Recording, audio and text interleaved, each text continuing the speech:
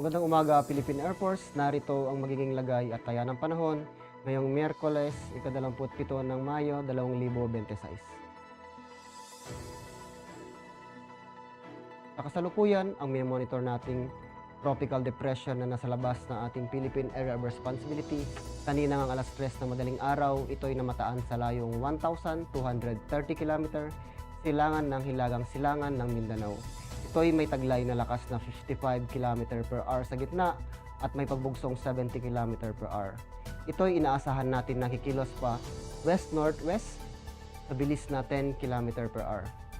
Samantala, ang trap naman ng tinatawag nating tropical depression na nasa labas ng ating Philippine Area of Responsibility ay siyang nakakapekto dito sa silangang bahagi naman ng Mindanao.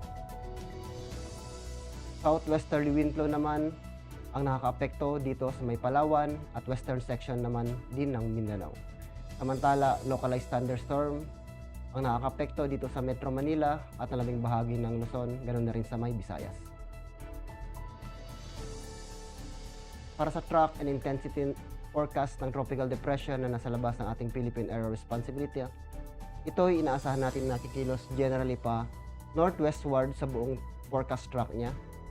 Inaasahan natin ito papasok sa ating Philippine Area of Responsibility ngayong 28 May, Thursday, at mayroon itong locally named na Domeng.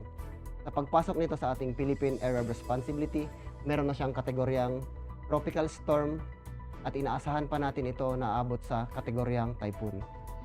Ang tinatawag nating bagyo na nasa labas ng ating Philippine Area of Responsibility ay mababa ang tsansa na maglandfall sa anumang parte ng ating bansa. Subalit ang kanyang hangin sa pagdaan dito sa may Northern Luzon, ito'y posibilidad na makaapekto at inaasahan natin na magkakaroon tayo ng signal number 1.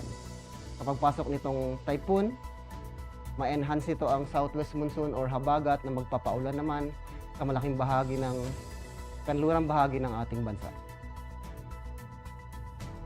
Para sa general area forecast, dulot ng southwesterly wind flow, inaasahan natin ang Palawan, ang maulap na kalangitan na may kalat-kalat na pag-ulan, pagkulog at pagkidlat. Samantala, ang Metro Manila, sa nalabing bahagi ng Luzon, ganoon na rin ang Visayas, inaasahan pa rin natin ang mainit na panahon, bahagyang maulap hanggang sa maulap na kalangitan, na may mga posibilidad na pulo-pulong pag-ulan, pagkulog at pagkidlat. Dito naman sa Mindanao, dulot ng southwesterly wind flow at ng trough ng tropical depression na nasa labas ng ating Philippine Area of Responsibility, inaasahan pa rin natin ang maulap na kalangitan na may kalat-kalat na pag-ulan, pagkulog at pagkidlat. Para sa flight level wind chart, dito sa 2,500, ganoon sa 5,000 feet, dulot ng mga weather system na sa loob ng ating Philippine Area of Responsibility, inaasahan natin ang hangin na nagmumula dito sa may silangan, ganoon na rin dito sa dakong kanluran. Pagdating sa 10,000 feet at 18,000 feet, aasahan naman natin ang malakas na hangin na nagbumula dito sa may silangan.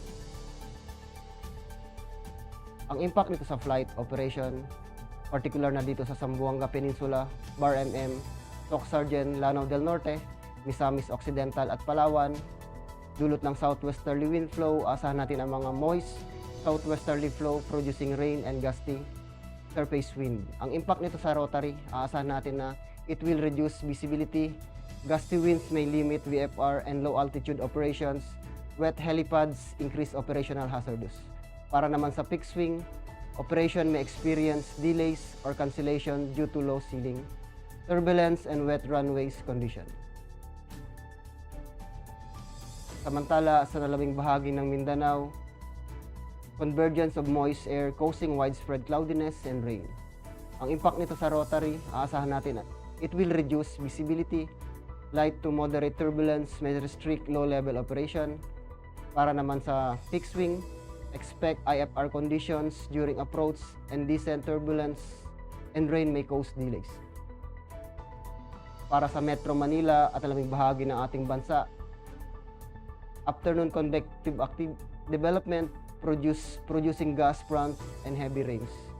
Para na ang impact ito sa rotary, aasahan natin ang mga downbursts, strong gas, reduced visibility, and pose significant hazard, so avoid flight in sea breeze.